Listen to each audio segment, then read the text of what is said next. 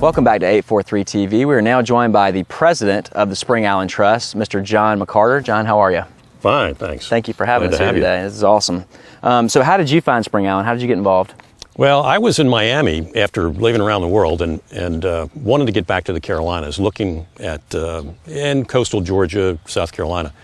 And my late wife, who was an artist, was reading an article in Southern Living magazine that was about Spring Island. This was January of 2005. And she said, you know, John, this sounds like your kind of place. You might want to check it out. And I did. And by June 1st, we own property here. John, as you were looking at that, how important was having the Spring Island Trust here in your decision to buy on Spring Island? Well, you know, as a newbie coming here, I didn't fully appreciate at the time the dynamics of different organizations, which I much better understand today. But what was important is the nature of Spring Island, the presence of it. That a third of this island is managed as nature preserve, but then in addition, there's a lot more property that gets managed in a certain way that's similar to the way we do the nature preserve. So basically about half the island is like living in nature, and that was very, very important. I then understood all of the other activities, the nature, not just the nature, but the arts and trips and tours and things like that, and we'll talk some more about that. But it was very important for what I saw here that was different than everywhere else. Which activities are important to you, and do you find that are more popular with the members here? Well, obviously we've got the nature aspect of it, and we've got many programs that feed off of that. There's 35 miles of trails on the island that can be enjoyed by walkers and people on horseback. If you stretched out all those trails, it would reach between here and Savannah. So, although it's a little quicker to drive there than it is to take a horse. Some days, but some days, right? But the arts programs. I mean, I grew up in a family with artists. I was married to an artist for many years, and she ended up being a professor at SCAD in Savannah College of Art and Design. So the art's very important. But getting out and catching big redfish and throwing nets into the Great Salt Pond to catch shrimp and whatever is a big part of what I enjoy. And then just all the way on the other end, the trust talks, very informative. Really like to do those on Thursday nights. And then even trips and tours, we host practice rounds at the Masters and things like that. So you can take advantage of a lot of different activities from the trust standpoint. It's a very, very unique place, and that is not even a good explanation to get it started.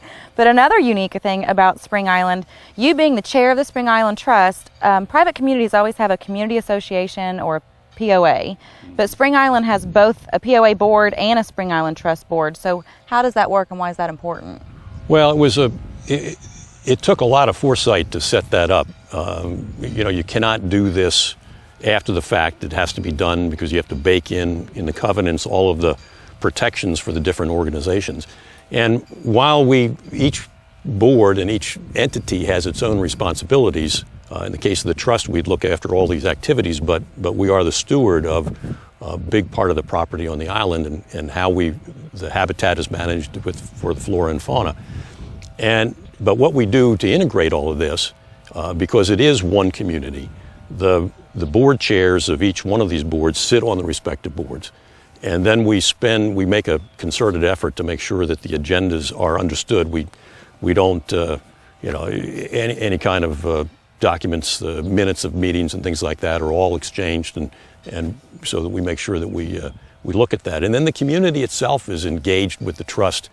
Obviously, they're engaged because they're paying dues to the Property Owners Association, but they have an interest with us too. We're supported financially through real estate transactions, but in addition, we benefit a great deal from the generosity of the members who contribute to a 501c3 foundation on behalf of the trust as well. So there's a great deal of engagement, and it's a big island in many respects, but it's a small community as well. Well, and it sounds to me like that's a great opportunity for everybody to keep a good balance between everybody and keep everybody's best interests at heart. You might say that the separate organizations kind of promote a community dialogue. Right. Well, we're here at these beautiful Tabby ruins, which shows people have been here for hundreds of years, and Spring Island, as it is today, has been here 25 years. And how are those things connected, and what do you see the trust doing for the future of Spring Island? Well, it's an important time, as you mentioned. This is the 25th. We're coming up on the 25th anniversary of Spring Island as we know it today.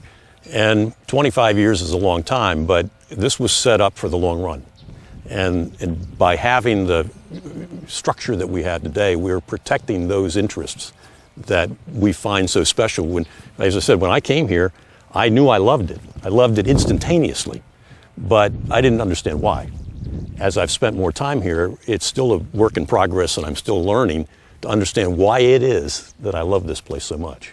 And that's part of what the legacy of the structure is all about, and why the trust is very important to the long-term benefit of the island. That's great. And I assume there's information on the trust and the arts and all that on the website. Absolutely. At springisland.com. Absolutely. All righty. Well, thank you so much for being here with us. You're welcome, and thank you. Yes, sir. Stay with us. We'll be right back with one more segment of 843 TV.